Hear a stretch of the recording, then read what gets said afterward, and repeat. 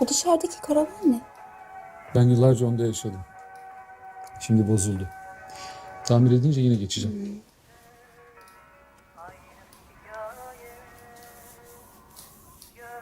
Ne yapıyorsun sen? Bir şey yazıyorum. Bir şey yazıyorsun.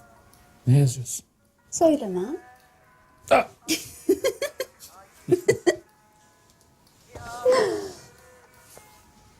Bu ne?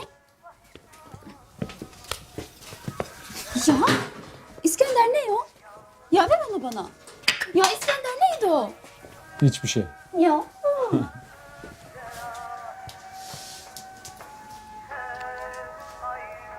Bu kim? Dedem mi?